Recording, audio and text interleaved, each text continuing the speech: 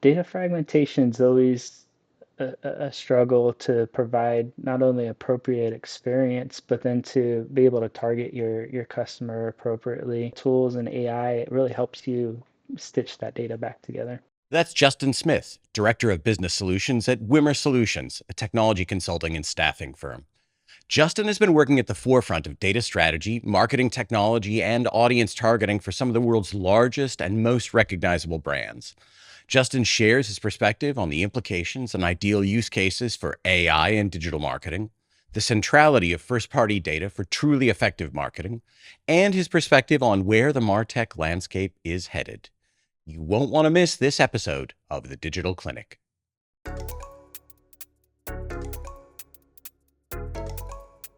There are so many things that I'd love to talk with you about. You have such a fascinating background, and you also have very interesting and well-informed opinions on a number of topics.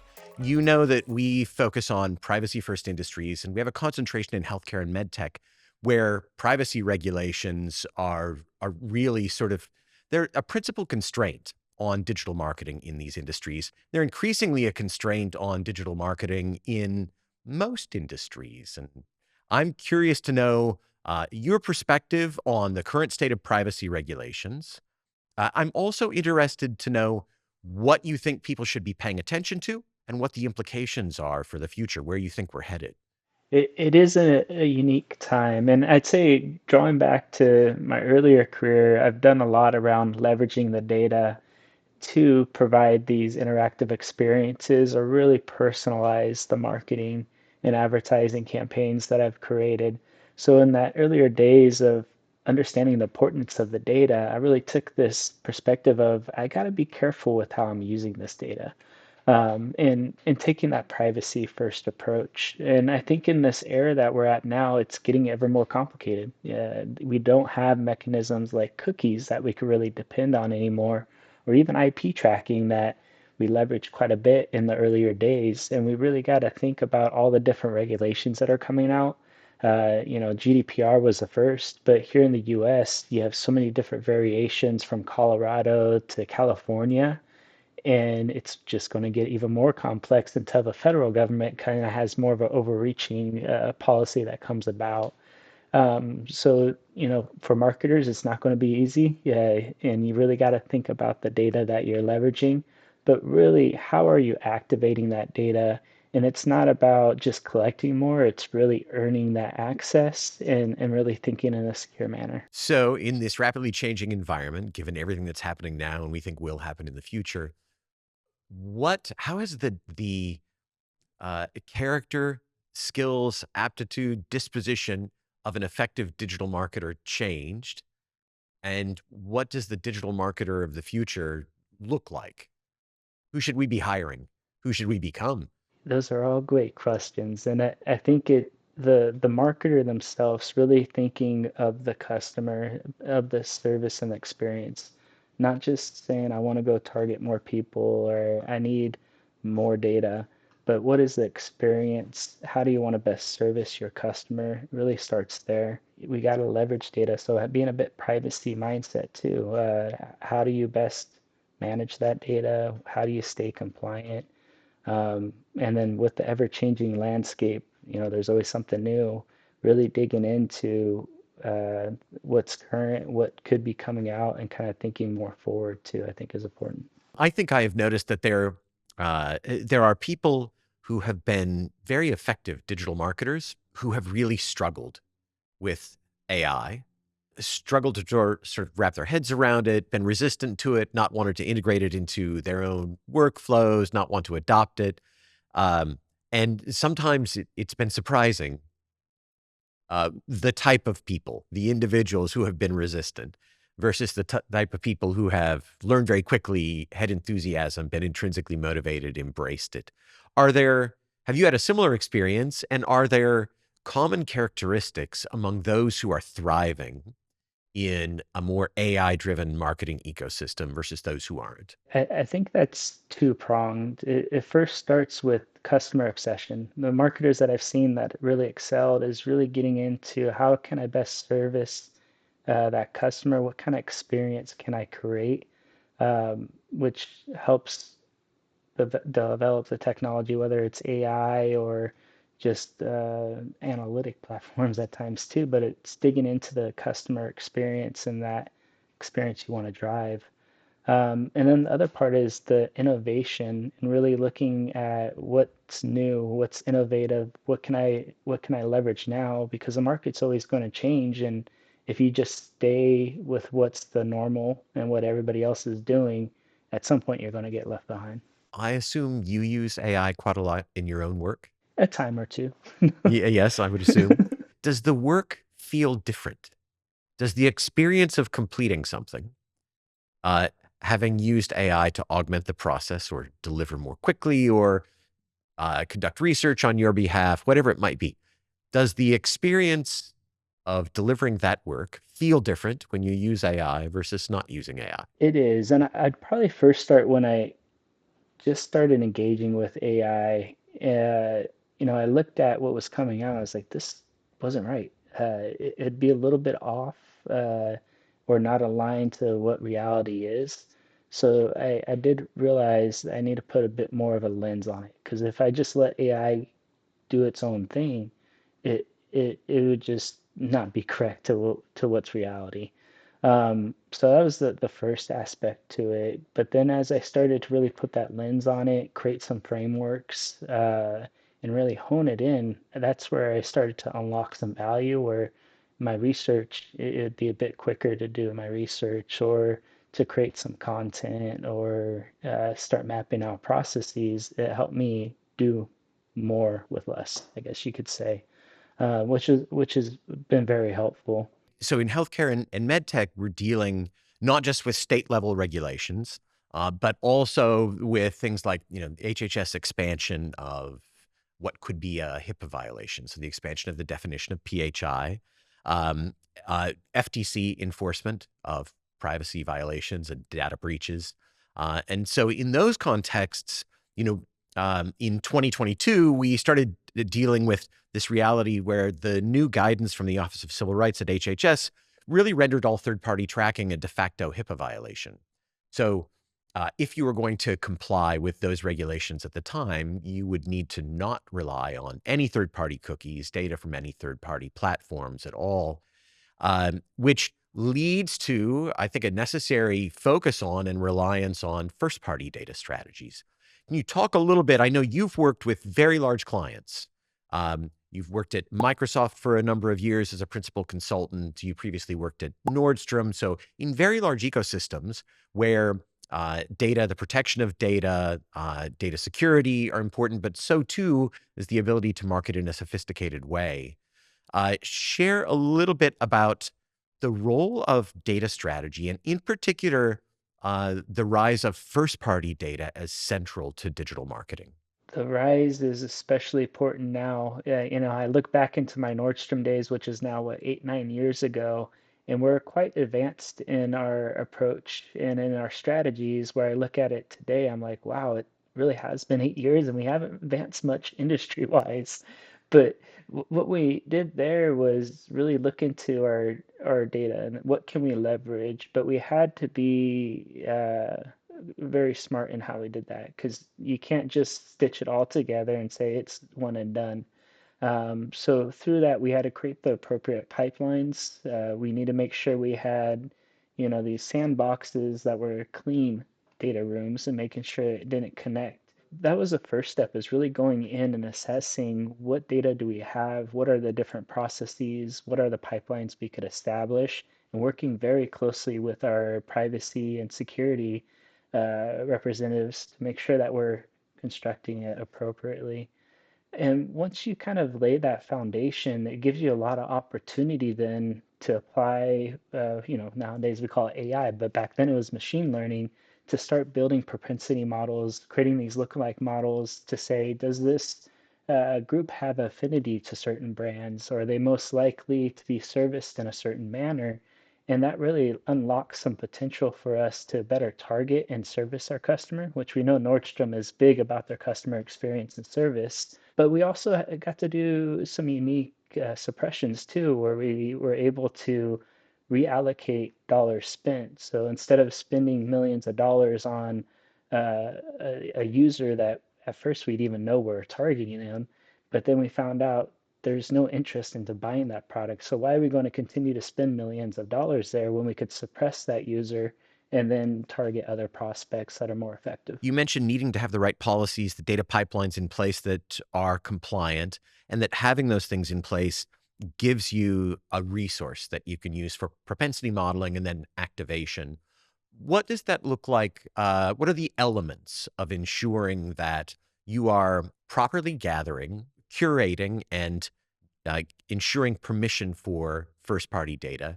And then what does that look like to activate on the back end of that? We had to work very closely with our privacy and security personnel because they know the regulations and the laws best. And we would first identify what systems do we need to pull from. Was that an e-commerce system? Was it a point of sales? Was it maybe just loyalty programs? And what are the type of data attributes we want to pull from that? And once we identified it, that's where we pulled in our privacy personnel to look through and say, can we stitch it in this manner, or do we need to be mindful of how we're aggregating that data? Once the framework has been set up to what data we're pulling in, what is compliant to pull, then we started leveraging technologies at that time was like AWS, along with Snowflake and Snowplow that let us aggregate that data, apply Python scripts to then programmatically put them into different cohorts. And then we would leverage at that time it was LiveRamp that helped us onboard that data compliantly through hash emails and such. It's getting a little technical there, No, but this is perfect. leveraging Yeah. leveraging platforms like LiveRamp really allowed us to be able to bring that data together in aggregation, but then start matching it up across the web to say we have 50% confidence, which is very high. Most of the time, it's about 30 or 40% Sure. confidence that this is the customers that we're looking to target. And then you'd start connecting it into other platforms like Google Analytics or Adobe Audience Manager that allowed you to activate that data. And that was about 8 years ago or so. So I think technology has advanced quite greatly, especially in the composable CDPs that are out there nowadays, like High Touch. Adobe themselves has advanced quite a bit too with their offerings. For those who aren't familiar, because I think this is maybe it's something that people talk about a lot, but is mysterious. It's a mysterious step.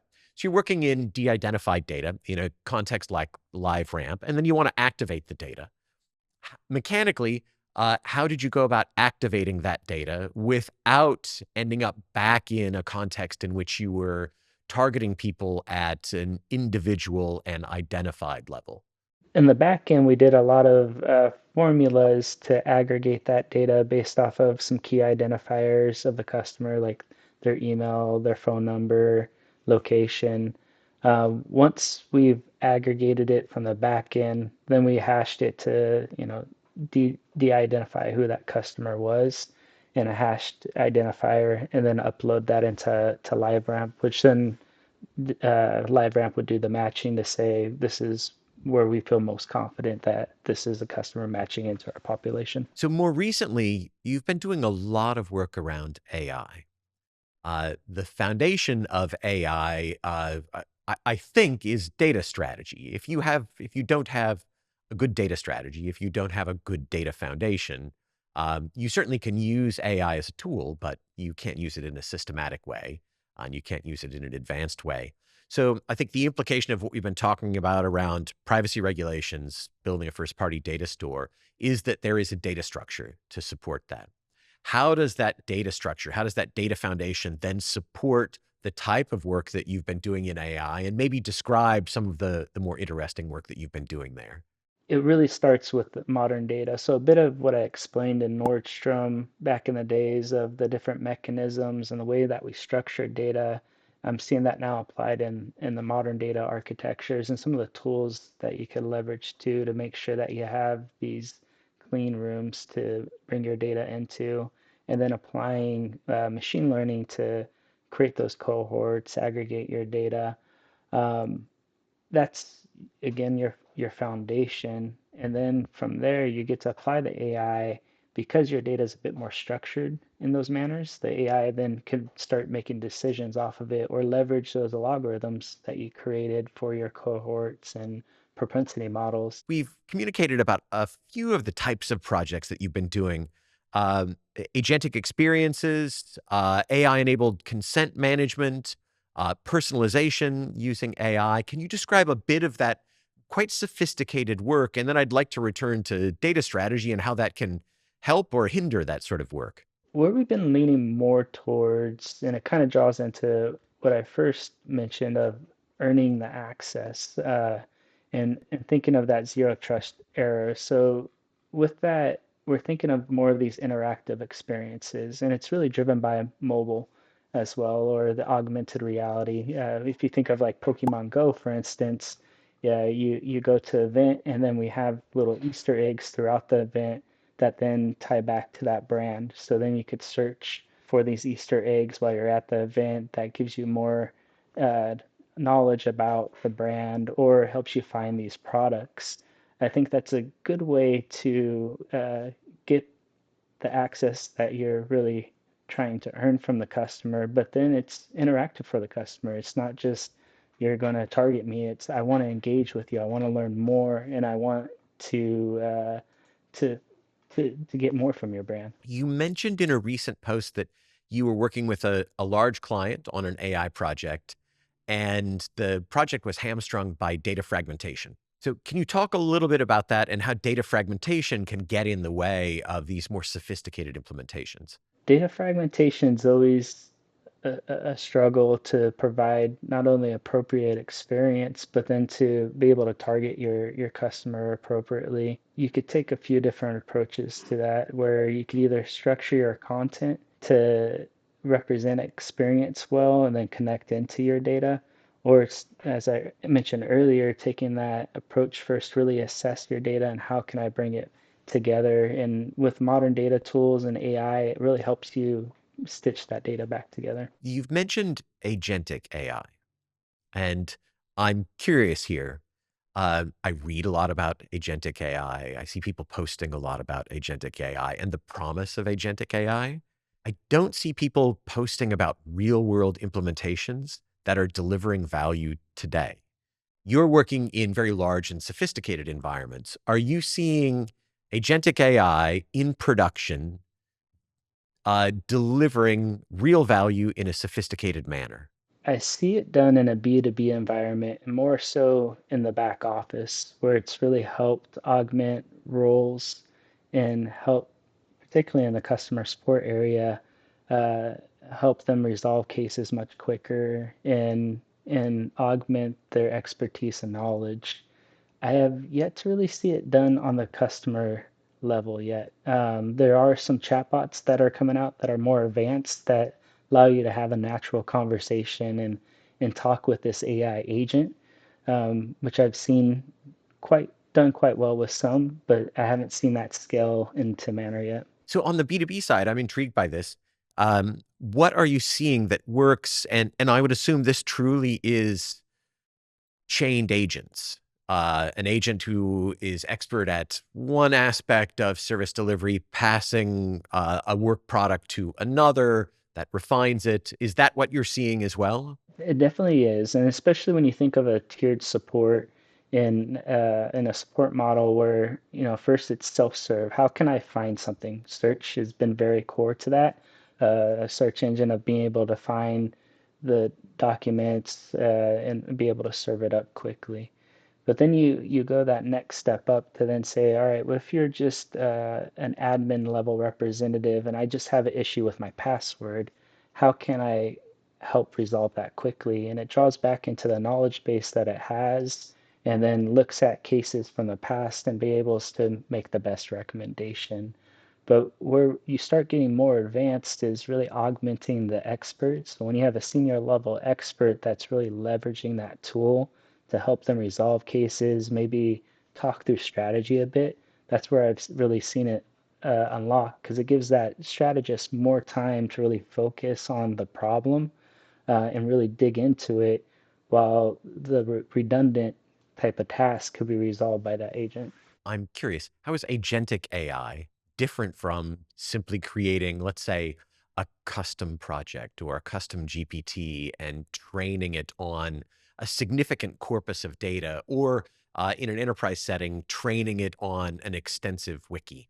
Why is agentic AI different from that? Agentic AI really gets into not only having that knowledge, but then being able to run functions for you or even chain to another agent. So, you could first have your research agent that goes through and does all the research, looks at the different sources, and then gives you a recommendation.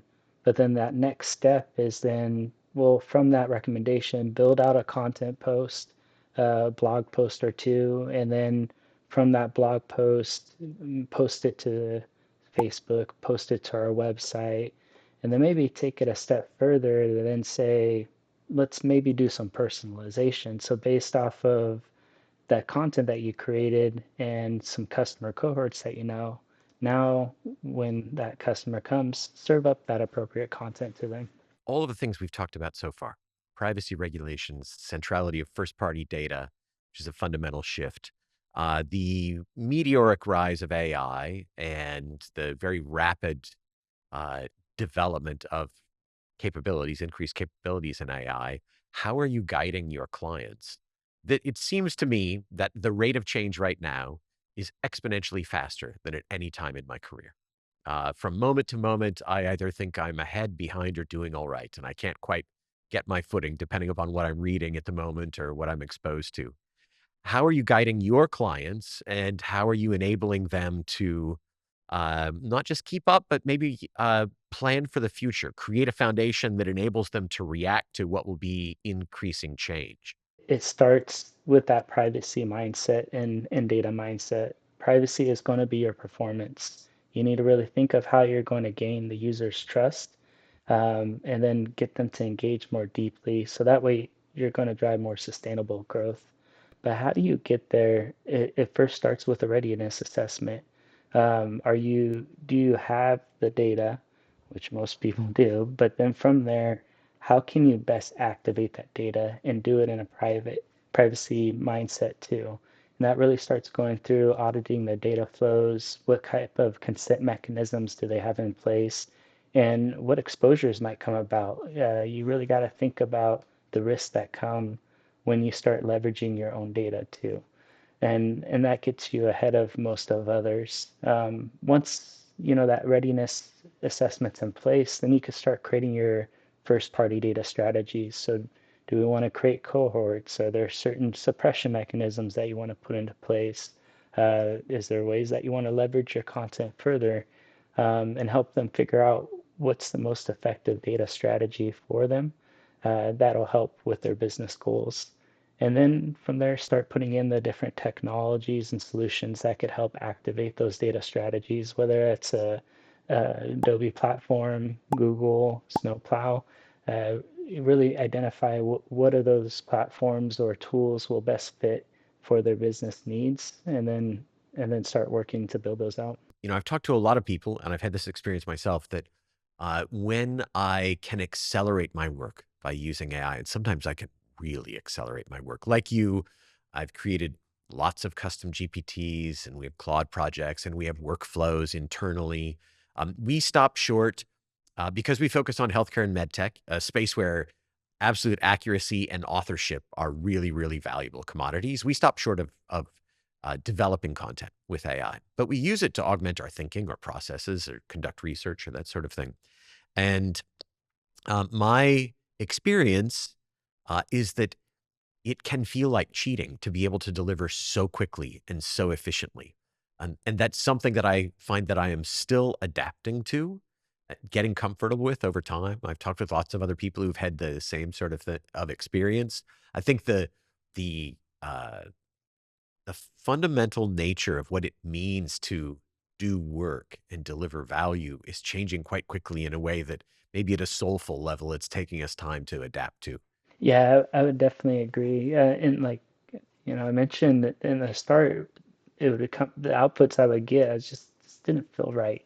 Or it did have that bit of like, maybe I'm cheating here because I got something and is this good enough? So I kind of put that lens on it, and at times I'll do a few iterations to really get to where I think it feels right.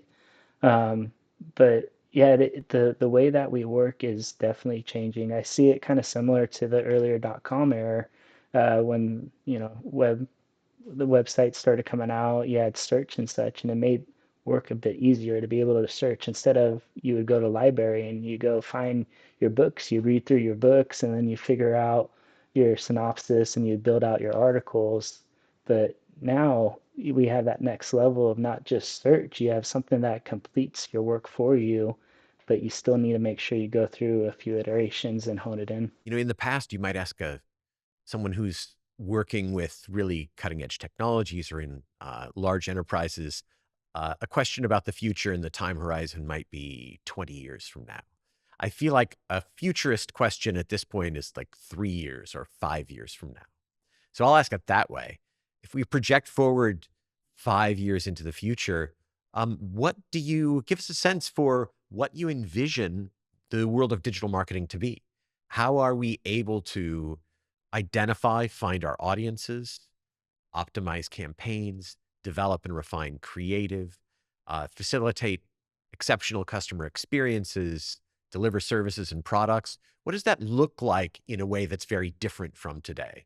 I think I would draw into that agentic AI era, and where the marketer becomes more of the orchestrator of these agents. And you have your different agents that is doing the audience research and segmentation, another agent doing your creative, and maybe even another agent doing the process mapping and flows along with your data normalization.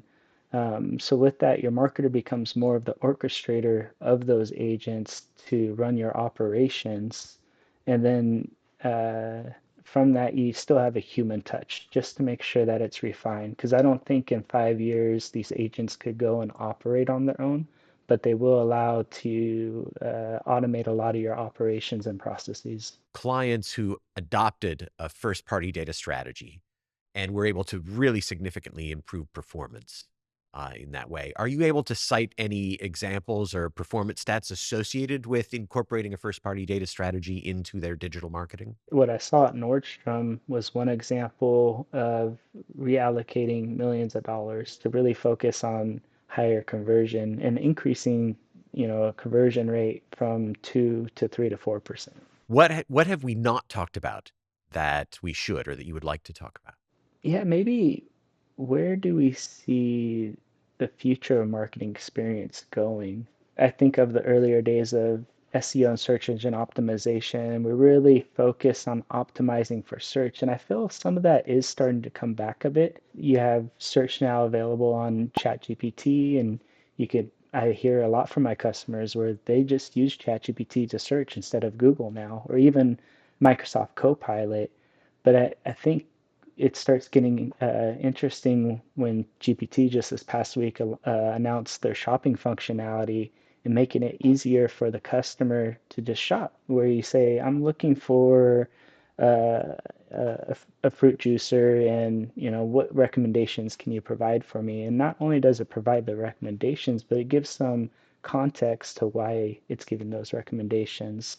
So we're seeing search advance a bit more, but what if we maybe go 5 years ahead and you have your own assistant, your AI assistant there that does a lot of this searching for you? You just need to talk to it.